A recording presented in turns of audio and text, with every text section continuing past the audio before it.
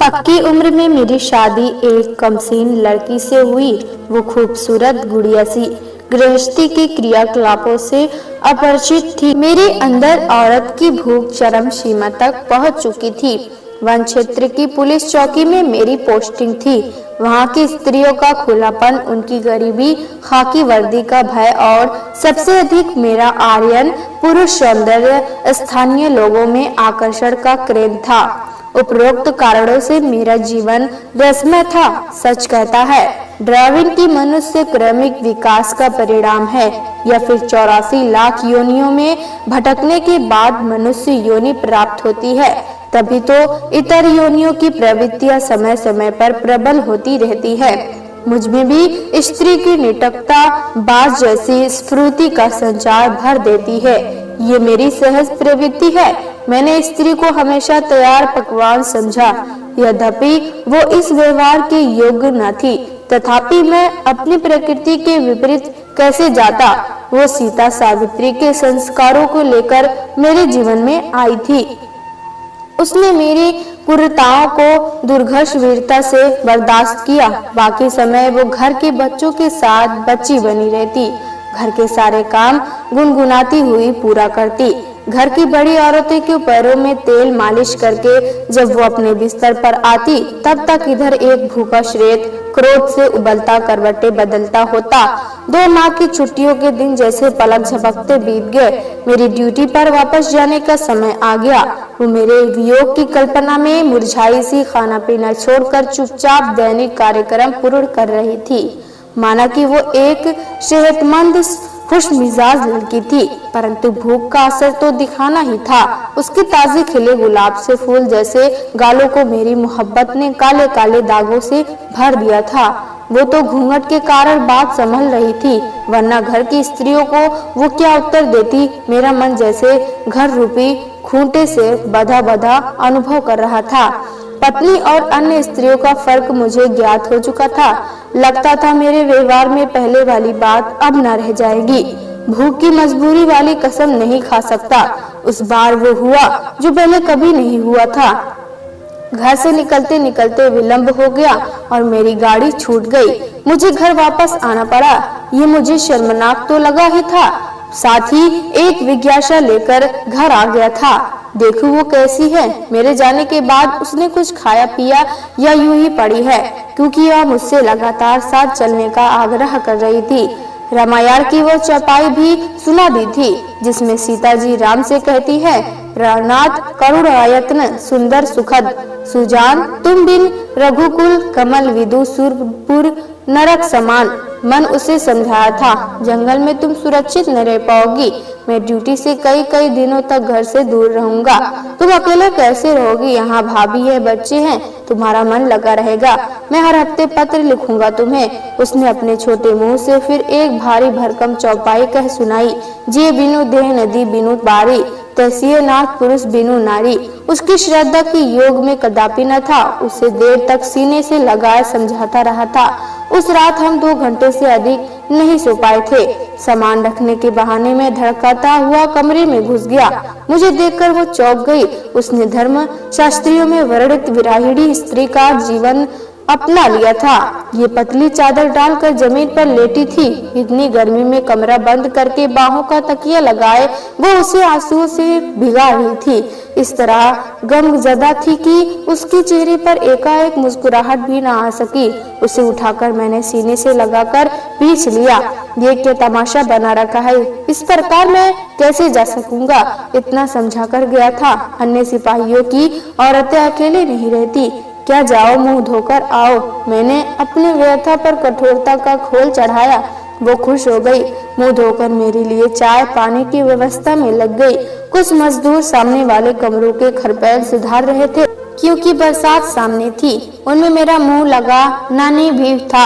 ऊपर धूप में बैठा तंबाकू चबाता बड़े गहरे से मुस्कुराया। गाड़ी छूट गई का चाचा। उसके स्वर में व्यंग था, जिसे मेरी मनोदशा से पूरी तरह वाकिफ हो। अबे तू तो भगाना चाहता है मुझे। घर में मैंने उसका वार झेलते हुए उत्तर दिया था। दूसरे दिन फिर सुबह से वही हाल, मैं साथ चलूंगी, जब आप बाहर रहेंगे इंतजार करूंगी, जब आएंगे तब सेवा करूंगी। ठीक है, अभी तुम यहाँ रहो, मैं बहुत जल्दी तुम्हें ले चलूंगा, जरा रहने की व्यवस्था कर लूं।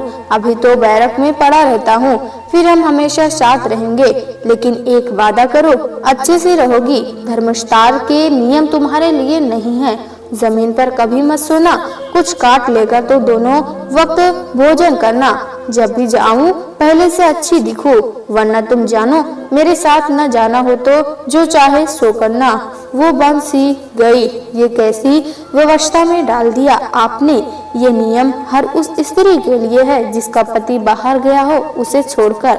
वह धीमे से बोली थी, पति कोई सजा भुगतने नहीं जा रहा है, रोजी रोटी के लिए जा रहा है। मैंने जरा कढ़ाई से कहा, तो क्या देखने के लिए वापस आ गए थे? और क्या मुझे कहना पड़ा जो सत्य के करीब था? इतने दिनों में उसने कुछ नहीं मांगा था, दिन रात कुछ न कुछ करते रहने का शौक था। जहाँ समय मिला कुछ लिखने पढ़ने लगती। उसकी पेटी में उसके द्वार लिखे 7 उपन्यास मोटी मोटी कापियों की शक्ल में रखे थे। क्योंकि मैं ठहरा गोली बंदूक से खेलने वाला सिपाही, इसलिए उस और मेरा ध्यान गया ही नहीं। 6 माह बड़ी मुश्किल से गुजरे। उसने मुझे हर हफ्ते लंबे लंबे खत लिखे, जिनके शब्दों को पढ़ना भी मेरे लिए मुश्किल हुआ करता था।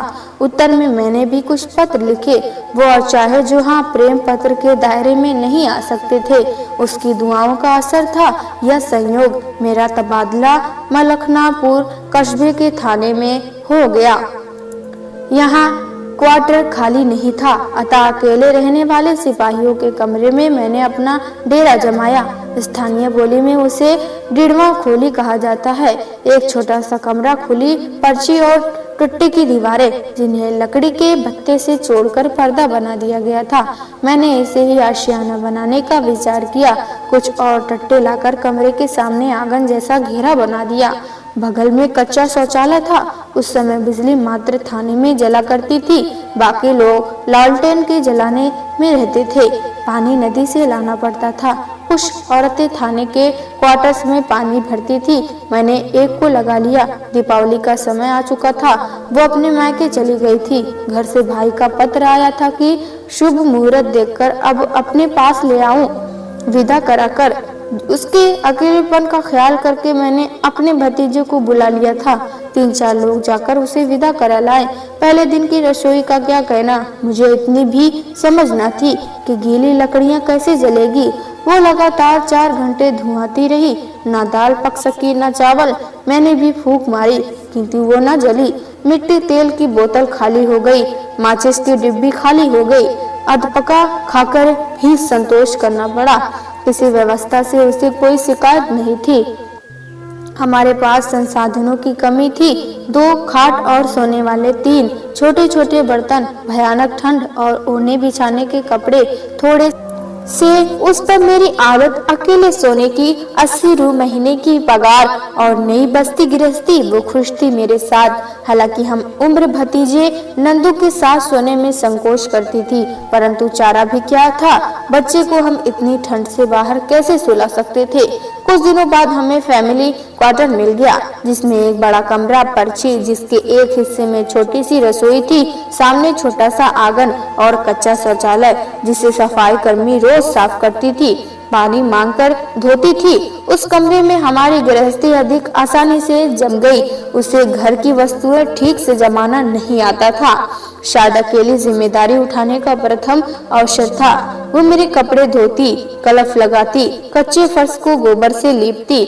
जब तक घर न आ जाता भूखी प्यासी मेरा इंतजार करती। बर्तन छोटे थे, इसलिए उसके लिए खाना कम पड़ जाता। न उसे समझ न मुझे कि अकेले वाले बर्तन 3 के लिए छोटे होंगे। पड़ोस की प्रौढ़ा महिला ने उसने बहनापा गांठ लिया था। उससे घर गृहस्थी चलाना सीख रही थी। वो मुझसे सदा भयभीत रहती थी। भले ही उसका प्रतिरोध हर बार समर्पण में बदल जाता था, उसकी आंखों में तरता अपने प्रति डर देखकर मेरा पौरुष और प्रबल हो जाता। मैं खुश था। हम एक तिनका जोड़कर अपना घोंसला बना रहे थे। वो घर सजाने के लिए रातों को जाग जाग कर कपड़े में कसीदाकारी करती, कपड़े की गुड़िया और मिट्टी के खिलौने बनाती।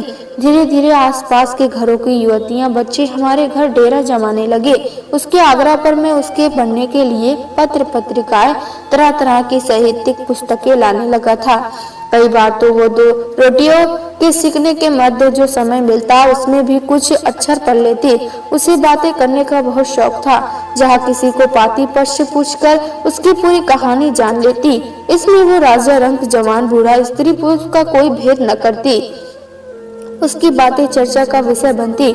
मैं ठहरा लठ भारती, उसे समझाने योग्य भाषा कहाँ से लाता। डांटता, वो रोती, नाराज होती, किंतु 2-4 दिन बाद फिर वही हरकत। मैं उससे सीधे सीधे कैसे कह देता कि तुम एक खूबसूरत युवती हो, तुम्हें युवकों से इस प्रकार खुलकर बातें करना शोभा नहीं देता, तुम भोली हो, मर्द की नजर का अर्थ नहीं समझती। चले आ रहे हैं कोई दीदी, कोई चाची तो कोई भाभी कहते, मन में क्या है मुझसे पूछो। मैं जो हर रास्ते से गुजर कर तुम्हारे पास आया हूँ। हमारी पहली होली थी। उसने घर को लीप बुहार कर स्वच्छ किया था, सारे कपड़े धो डाले, पड़ोसन से पूछ पूछ कर गुजिये बनाए थे। मैंने खुशी से फूले फूले सबके यहाँ गुजिये पहुँचाए थे। अब तक तो टिंडवाड़ा राम बना मुंह ताका करता था। त्योहारों पर मुझे उसकी बढ़ाई करना और सुनना दोनों बहुत भाता था। थाने में होली के दूसरे दिन होली का जश्न मना रहे थे। हम लोग स्टील के ड्रम में भाग घोली गई थी। तुम बादाम, पिस्ता, चीनी आदि पहुंचाने वाले पहुंचा गए थे। दारू की बोतलें यदि उड़ेली जाती तो उनसे ही भी ड्रम भर जाता। अपने राम ने कभी शराब को हाथ नहीं लगाया। हाँ, भांग हमारी संस्कृति में सामान्य प्राप्त नशा है। मुझे भी शौक था भांग पीने का। सब नशे में चूर अजीब अजीब हरकत कर रहे थे। गाना बजाना, नाचना, कपड़े फाड़ना, फुहड़ फुहड़, होली गाना सब चल रहा था। मुझे उसकी याद आई। एक लोटे में भांग वाला शरबत लेकर घर पहुंचा। उस समय शाम गहरा गई थी। लालटेन में उजाले में मैंने देखा कि खाट पर एक युवक बैठा है आंगन में। वो पीढ़े पर बैठी उससे बातें कर रही थी। युवक बगल वाली उसकी जीजी का भाई था। आ गया दीदी दीदी करके। मैं तिलमिलाया, किंतु स्वयं को संभालते हुए शरबत का लोटा उसके हाथ में थमा दिया। ये क्या है? उसने नजरें उठाकर मुझे देखा। भांग है, पी लो, सब पी रहे हैं। मैं ले आया तुम्हारे लिए। मैंने अपना स्वर शांत कर रहा था। मेरे लिए? हाँ, मैं और भांग ये दो आपको भी नहीं पीनी चाहिए। वो तड़प गई, बिजली सी। पी लो, कुछ नहीं होता, त्योहार में चलता है। मैंने एक प्रकार से मनुहार की आपको शर्म नहीं आती मुझसे भांग पीने के लिए कहते हुए उसने मेरे हाथ से लोटा छीनकर जमीन पर पटक दिया। उसमें रखा शरबत तो गिरा ही। मेरे अंदर जैसे कुछ दरक सा गया। मेरा हाथ उठा और इन्ना दे डांट तमाचा उसके गाल पर बैठ गया। मैंने उसकी माँ बहन को बद्दी बद्दी गालियां दी। वो अंदर भागी, कमरे के एक कोने में बैठकर रोने लगी। मुझे दोहरी चोट लगी। पराये मर्द के सामने उसने मेरा अपनापन करने के साथ ही मेरी आज्ञा का उल्लंघन बड़े गलत तरीके से किया था। मन तो हो रहा था कि इतनी अच्छी जूता में पहचान करूं कि उसके आदर्श की तो ऐसी की तैसी हो जाए। ये तो बहुत गलत कर दिया। जीजा दीदी ने मुंह पर हवाइयां उड़ाता उसका कथित भाई उठकर चला गया। उसे छोड़कर मैं होली खेलने चला गया। गुस्से में 2-4 गिलास और भांग चढ़ाई, परंतु अक्सर पीने के कारण ज्यादा नशा नहीं हुआ। नंदू भांग के गिलास चढ़ाता होली खेल रहा था। घर आकर देखा तो वो उसी जगह बैठी रो रही थी जहां मैं छोड़कर गया था। मुझे उस पर जरा भी दया नहीं आई। चुपचाप खाट बिछाई और सो गया। नंदू ने स्वयं लेकर खाया पिया जो उसका मन हुआ। दूसरे दिन भी वो मुझसे रूठी रही। काम तो सारे किए लेकिन बात नहीं की।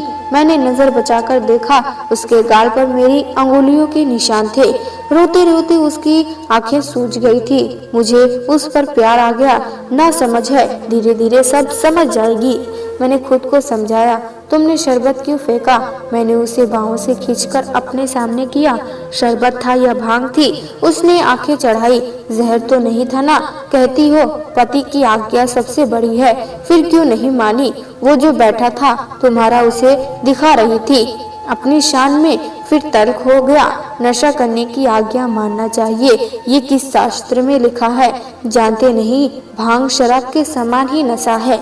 इससे गठियावाद आदि बीमारियां होती हैं, बेहोशी आती है, सो अलग। उसने पढ़ा पढ़ाया उगल दिया। यहाँ बात आज्ञा मानने की है। यदि पति को परमेश्वर मानती हो तो पहले पति को परमेश्वर बनाना भी धर्म पत्नी का कर्तव्य है।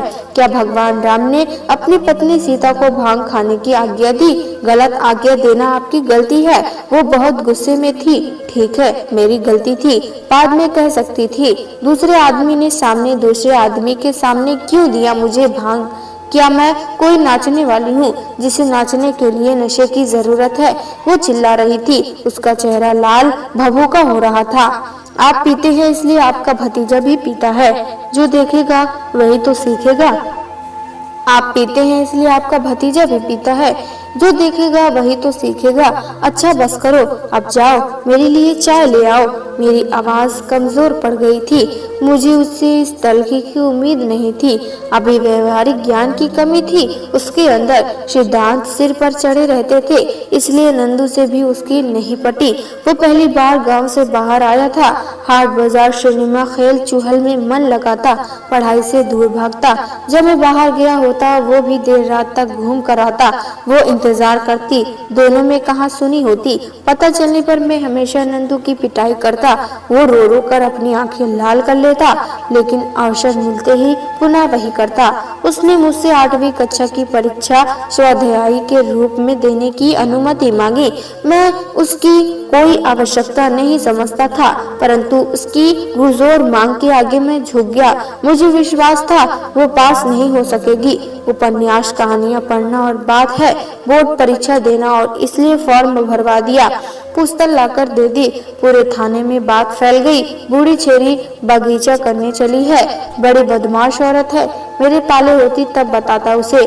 सीधा पढ़ता है ना, इसलिए नचाती रहती है। थाना प्रभारी के इस जुमले से अंदर तक आहत होकर एक बार पुनः वो अपनी पुस्तकों की दुनिया में डूब चुकी थी। उसे क्या पता था उसकी बचकानी हरकतें मेरी नजर किस कदर झुकाती है। उसकी तबीयत कुछ भारी रहने लगी थी। सुबह सुबह उल्टियां आती, जी मिचलाता, सिर चकराता। उसने मुझे बताया था उसके दिन चढ़ गए थे। बाप बनने की खुशी के साथ साथ एक उलझन सी थी दिल में। कैसा होगा आगे का जीवन? मैंने घर में कभी ऐसा कुछ नहीं देखा था। माँ तो मुझे छोटा छोड़कर ही भगवान को प्यारी हो गई थी। भाभियां थी, मैं ज्यादातर बाहर रहता था। छठी बरही में जाता था, फिर चाचा कहलाने जाता। उसका ज्ञान भी किताबी ही था। अपनी बेचैनी वो अकेले सहती, घर के काम उसे करने ही थे। मैं अपनी खास जरूरतों के लिए अब पहले की तरह इधर उधर मुंह मारने का खतरा उठाने क्यों कर जाता। वो सन 1971 का वर्ष था। भारत के सहयोग से बांग्लादेश का अभ्युदय हुआ था। शेख मुजीबुर रहमान की तपस्या सफल हुई थी। पाकिस्तानी अत्याचारों से शस्त्र पूर्वी पाकिस्तान के नागरिकों ने अब अलग देश बनाने की मांग की। तब वहाँ जिया उर रहमान की सरकार सख्त हो गई। पूरी तरह मार काट मच गई। जान बचाकर 99 लाख शरणार्थी भारतीय सीमा में घुस आए। मानवीय आधार पर उन्हें निकाला नहीं जा सकता था। उनके खाने पीने रहने का भार देश को अनायास ही उठाना पड़ा। तत्कालीन प्रधानमंत्री श्रीमती इंदिरा गांधी ने जिस समय दहाड़कर युद्ध की घोषणा की, लगा ट्रॉजिस्ट फटकर उड़ जाएगा। सुनकर वो रोमांचित हो गई थी। उनकी मानसिक हलचलों से न मुझे कोई मतलब था, न ही फुर्सत थी। वो अपनी गृहस्थी में नए नए आए सेकेंड हैंड ट्रांजिस्टर पर प्रयास समाचार सुना करती। मुझे लगता है ये कुछ करने के लिए बेकरार है। जब उसने भिखारिन के सेना के जवानों हेतु दान करने का समाचार सुना तब अचानक उदास हो उठी। मैं तो इससे भी गई गुजरी हूँ। इस आपातकाल में भी घर के अंदर खाकर सो रही हूँ। उसके स्वर में पछतावा था। नंदू की शरारतें घटने से बजाय बढ़ती गई। मेरी अनुपस्थिति में वो उसे तिगनी का नाच नचाता, यहाँ तक कि वो थाने के कर्मचारियों से उसके नाम पर आधार मांगकर खर्च करने लगा। मुझे पता चला तो अच्छी खबर ली मैंने। अंत में हार कर उसे गाँव गांव भेजने का निर्णय ले लिया। उसने बेटे को जन्म दिया था। मोटे ताजे सुंदर से बेटे का मुख देखकर मानो मैं अपने आप को भूल गया। मुझ अभागे के घर खुशी इस प्रकार आएगी मैंने कभी सोचा भी न था, क्योंकि शिशु पालन में दोनों अनाड़ी थे। मैंने काम करने वाली कुंता में बच्चे की मालिश आदि के लिए कह दिया। वो समय निकालकर परीक्षा की तैयारी कर रही थी। मुझे एक रत्ती भी उम्मीद नहीं थी कि वो पास हो जाएगी। प्रसन्नता कम और सदमा अधिक लगा मुझे जब मैं उसका रिजल्ट लेने गया। जिला शिक्षा अधिकारी ने मुझे अजीब सी नजरों से देखा था। कौन है आपकी? उसका प्रश्न मेरी समझ में नहीं आया। पत्नी है सर, मेरे मुंह से निकला। आश्चर्य, सभी विषय में विशेष योग्यता मिली है इसे तो, बहुत होनहार है ये। उन्होंने मार्कशीट मुझे दे दी। उसे देखकर वो एक बार दृढ़ता से खड़ी हुई, चिड़िया सी चहकती, फिर रोज के कामों में लग गई। लगा जैसे वो झीना सा पर्दा जो होली की रात हमारे बीच आ गया था जरा और घना हो गया। मेरा ट्रांसफर हुआ, हम शहर आ गए। वहाँ जीवन यापन देहात से कठिन था, क्योंकि सभी चीजें खरीदनी पड़ती। आमदनी बढ़ने के बजाय घटती गई। आगे की पढ़ाई का निर्णय उसने स्वयं लिया। बच्चे को गोद में उठाए वो यहाँ वहाँ जाती, पता लगाती कहाँ से किस तरह स्वाध्याय के रूप में फॉर्म भर सकती है। उस समय 8वीं के बाद 11वीं बोर्ड था। इस बीच हमारे जीवन में एक बच्चा और आ गया। काम, खर्च और जिम्मेदारियां सब बढ़ गई। कम किराए के कारण हमने एक पुराना सा घर किराए से लिया था, जहाँ घर के पीछे से कच्चे पखाने की नाली जाती थी, जो हमारी रसोई से 1 फुट की दूरी पर थी। घर 12 मास सीलन, अंधकार और दुर्गंध से भरा हुआ रहता। प्रकाश के लिए एक लालटेन थी, जो भभकती हुई बार बार बुझ जाया करती थी। प्यारे दोस्तों, अगर ये कहानी आपको पसंद आए तो लाइक सब्सक्राइब करना ना भूलें।